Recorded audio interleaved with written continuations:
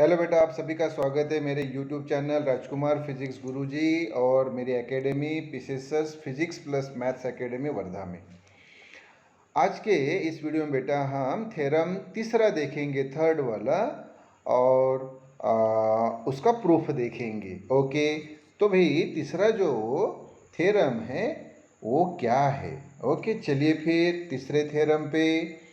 So third theorem क्या दिया है कि if x equal to F T, इसका मतलब x ए फंक्शन है, t इज अ वेरिएबल का।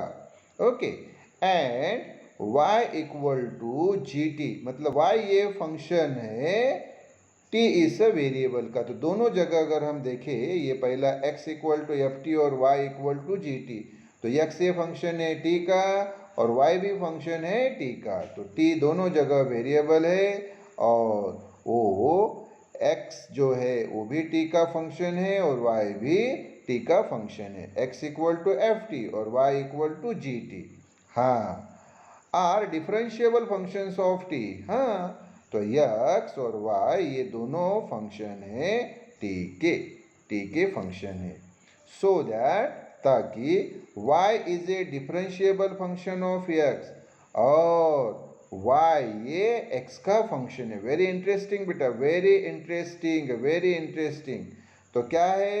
x ए फंक्शन है, x ए फंक्शन है t का, ओके, और y ए भी फंक्शन है t का, इसलिए x equal to F T, Y equal to ji T, ये डिफरेंशिएबल फंक्शन है t के, सादी भाषा में फंक्शन है t के। सो दैट, हाँ, y is a differentiable function of x, मतलब ये जो y है इस x का फंक्शन है, तो x ए फंक्शन है t का, y ए फंक्शन है t का और y ए फंक्शन है x का, ये दिया है। एंड उसके बाद में हमें दिया है and dx by D T is not equal to zero. And ये बेटा जो इट शब्द है, ये इट का कोई यहाँ मतलब नहीं है। ओके, हाँ, ये हटा दिया। हाँ, तो ओके, ये इट का कोई मतलब नहीं। एंड ये dx by D Y is not equal to zero, dx by D T is not equal to zero, ये हमें दिया है। देन हमें प्रूव करना है, क्या प्रूव करना है कि dy by D x equal to dy by D T upon dx by D T, dy by D x equal to dy by D T upon dx by D T.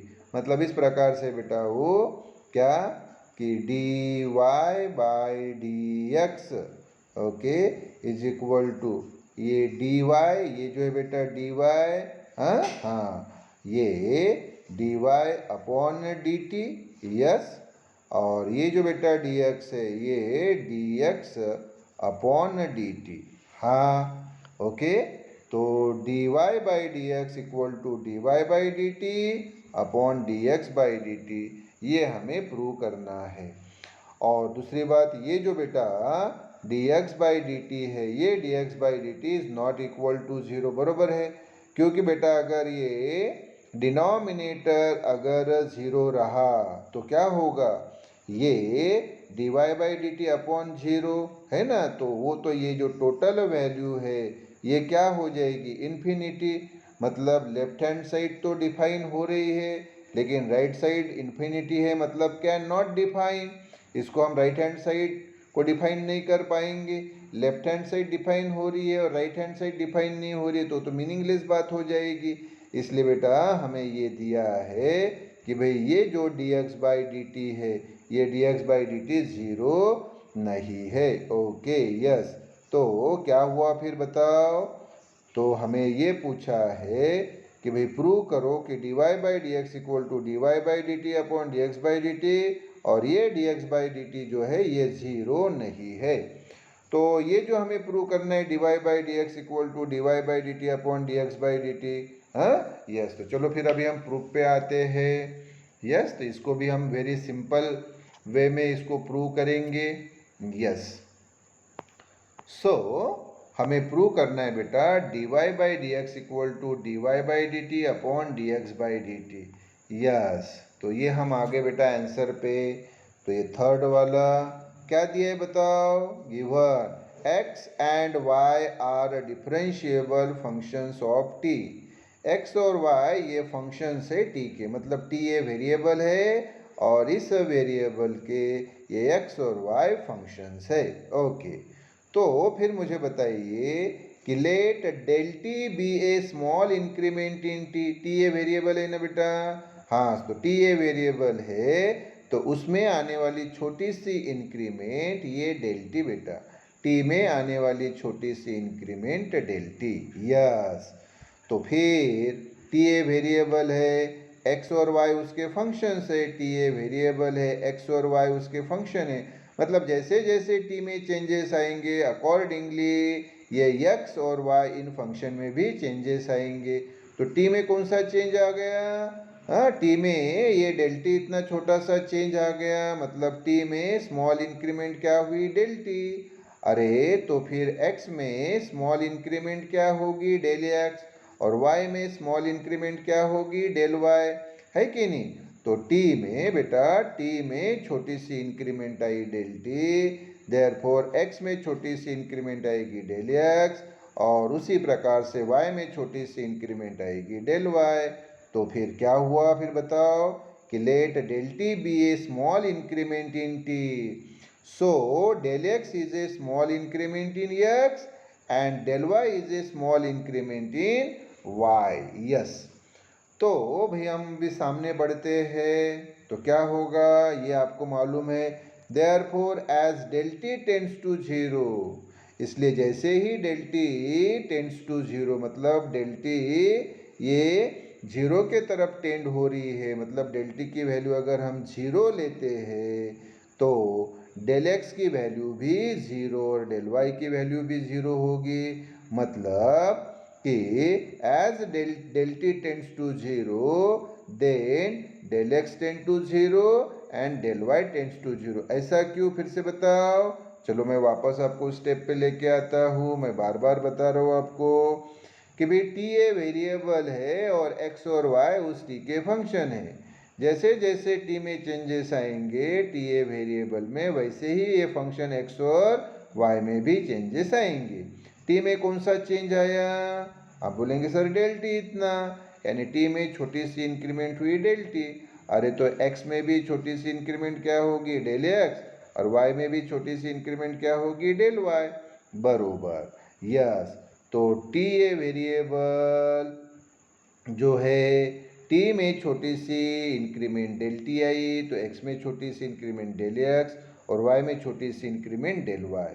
हाँ, तो therefore as del T tends to 0, जब ये del T tends to 0 होगा, मतलब del t की value जब 0 की तरफ जाएगी, सादी भाषा में जब डेल टी 0 हो जाएगा देन डेल एक्स की वैल्यू भी 0 हो जाएगी और डेल वाई की वैल्यू भी 0।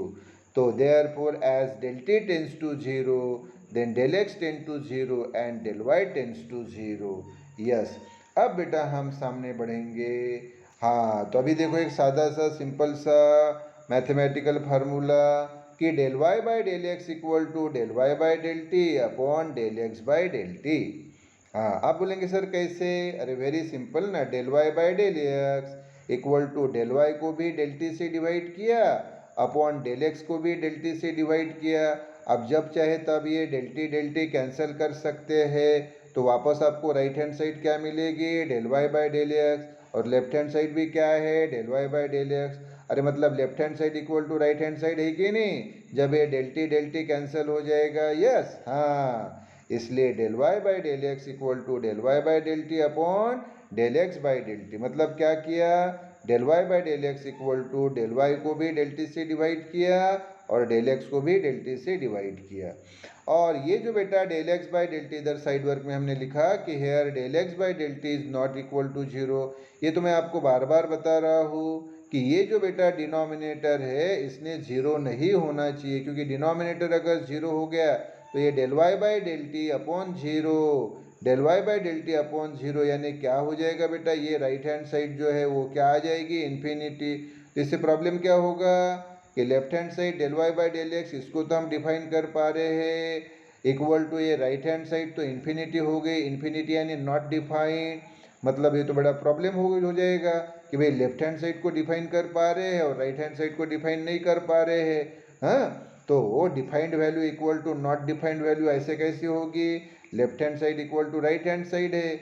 इसलिए बेटा बरोबर ध्यान दो कि ये जो del y by del x equal to del y by del t upon del x by del T आया, तो ये del x by del t की वैल्यू जीरो नहीं होनी चाहिए, क्योंकि अगर del x by del t zero रही तो ये राइट हैंड साइड इन्फिनिटी आ जाएगी। हाँ यस, तो हम कहाँ पे आए बेटा कि del y by del x equal to ये del y by del t upon del x by del t, मतलब डेल वाई को भी हमने डेल टी से डिवाइड किया और डेल एक्स को भी डेल टी से डिवाइड किया। ओके, अब बेटा हम क्या करेंगे कि ये जो लेफ्ट हैंड साइड और ये राइट हैंड साइड है, इसके दोनों तरफ लिमिट लेंगे as del T tends to zero. तो हमने लिखा यहाँ taking limit to both sides as del T tends to zero. Yes, तो ये जो स्टेप है बेटा del y by del x वैसे ही इक्वल टू वैसे ही, ये del y by del t वैसे ही, और ये del x by del t भी वैसे ही। हाँ ये हमने लिखा। ओके हाँ, और इधर भी हमने लिमिट लिखा as del t tends to zero, और इधर भी हमने लिमिट लिखा as del t tends to zero. मैं फिर से आ रहा हूँ इस स्टेप में। देखो बेटा ये left hand side equal to ये राइट हैंड साइड, तो इधर भी हमने लिमिट ली as del t tends to zero, limit as del t tends to zero, और इधर भी हमने लिमिट ली as del t tends to zero. इसीलिए तो हमने लिखा बेटा taking limit to both side as del t tends to zero. Yes, तो हमें क्या स्टेप मिली फिर बताओ।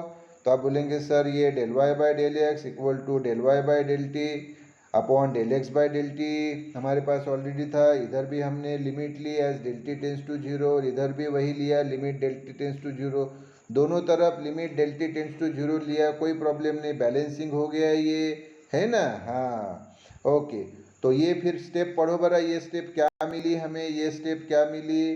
तो लिमिट, ये limit del y by del x as del t tends to zero equal to limit del y by del t upon del x by del t as del t tends to zero.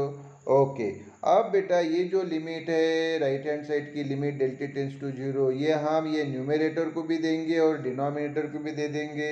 तो क्या होगा फिर बताओ मुझे। तो ये जो left hand side है बेटा limit del y by del x as del t tends to zero, ये तो हाँ ये देखो ये लिमिट वैसे ही, डेल वाई वैसे ही, डेल एक्स वैसे ही, और ये del t tends to zero है बेटा, तो उसकी जगह हमने यहाँ del x tends to zero लिखा। आप बोलेंगे सर क्यों, यहाँ del t tends to zero था तो यहाँ del x tends to zero क्यों लिया, क्योंकि यहाँ डिनोमिनेटर देखो बेटा डेल एक्स है, या डेल एक्स है, इसलिए ये लिमिट भी del x tends to zero होनी चाहिए। तो del t tends to zero की जगह हमने del x tends to zero लिखा। आप बोलेंगे सर ऐसे कैसे लिख सकते हैं, del t tends to zero है तो del x tends to zero.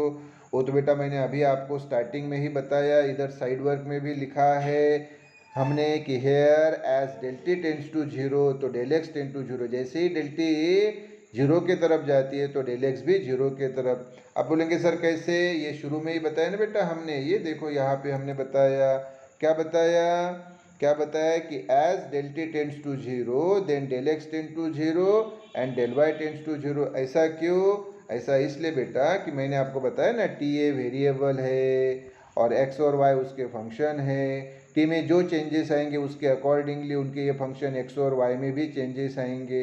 T में कौन सा चेंज आ गया, छोटा सा इंक्रीमेंट यानी एक प्रकार से चेंज है ना, तो टी में कौन सा चेंज आ गया, डेल टी इतना, तो एक्स में कौन सा चेंज आ गया, डेल एक्स, वाई में कौन सा चेंज आ गया, डेल वाई।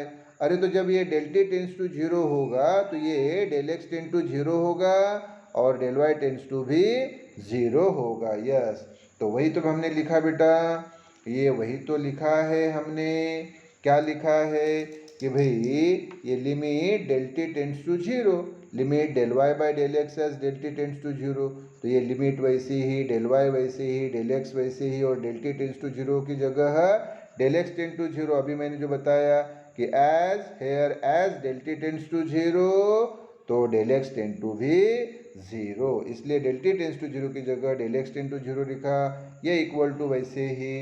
और ये जो लिमिट है बेटा limit del t tends to zero, ये del y by del t को भी दे दो और del x by del t को भी दे दो, तो फिर क्या होगा बेटा बताओ। यस, तो ये del y by del t को भी ये limit as del t tends to zero दिया, और del x by del t को भी ये limit as del t tends to 0 दिया। यस ओके, अभी अब हम सामने बढ़ेंगे तो मुझे बताओ क्या मिलेगा। मैंने बार बार आपको बताया कि del y by del x ये छोटी सी इंक्रीमेंट है, डेल वाई ये छोटी सी इंक्रीमेंट है वाई में की, डेल एक्स ये छोटी सी इंक्रीमेंट है एक्स में की। हाँ तो ये जो बेटा del y by del x है ये छोटी सी वैल्यू है, लेकिन जब हम उसकी लिमिट लेते हैं तो हमें उसकी कंप्लीट वैल्यू मिलती है।